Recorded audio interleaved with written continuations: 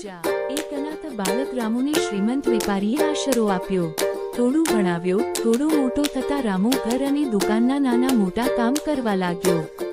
તેમની સાથે જ રહેતો અને તેની પત્ની રામુને ઘરના સભ્યોની જેમ જ રાખતા। સમય વીતતો ગયો અને વેપારીને વેપારમાં મોટી ખોટ ગઈ। બધાએ સાથ છોડી દીધો। બસ આ અનાથ રામુ જે યુવાન થઈ ગયો હતો તે સાથ છોડી ન ગયો। પોતે ભારે સખત મહેનત મજૂરી કરતો અને વેપારીના હાથમાં મજૂરીના પૈસા મૂકતો। શ્રીમંત વેપારીના નાના ભાઈઓ, જેઓ અત્યાર સુધી વેપારીના પૈસે તાગડધીના કરતા હતા, તે કંઈ બોલી શકતા ન હતા। પણ હવે તેઓને આ અનાથ રામુ આંખમાં કણાની માફક કૂંચવા લાગ્યો।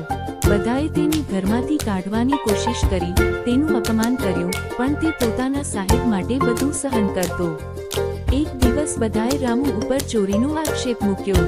શ્રીમંત વેપારીએ પણ રામુને લાફો માર્યો અને પૂછ્યું, ચોરીના પૈસા અને દાગીના ક્યાં છે? અનાથ રામુ ડઘાઈ ગયો કે મારા સાહેબે પણ મને ચોર માની લીધો અને રડતા રડતા મેં ચોરી નથી કરી કહેતો રહ્યો। પણ વેપારીએ તેને ઘરમાંથી કાઢી મૂક્યો। તે ઘર છોડી ગયો। વેપારીની પત્નીએ કહ્યું, તમારી ભૂલ થાય છે, આપણો રામુ ચોરી કરે જ નહીં। વેપારીએ કહ્યું, મને પણ ખબર છે કે તેણે ચોરી નથી કરી, પણ જો હું તેને હળદૂત ન કરત તો તે કોઈ દિવસ આપણને મૂકીને ન જાત અને આપણી જોડે તેનું ભવિષ્ય ખરાબ થાત। વેપારી અને તેની પત્ની રડી પડ્યા। રામુ ઘર છોડી ચાલ્યો ગયો।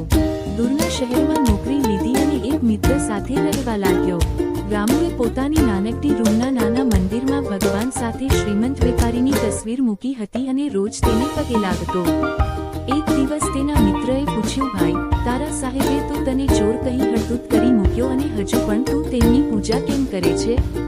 રામુએ કહ્યું, મારા સાહેબ મારા ભગવાન છે, એમણે મને જીવન આપ્યું છે અને ભગવાન દુઃખ આપે કે સુખ, ભગવાનની પૂજા તો હર હાલમાં કરવી જ જોઈએ। તેથી હું તો તેમની જીવનભર પૂજા કરીશ જ। સાચી શ્રદ્ધા અને સમર્પણ આવા હોવા જોઈએ।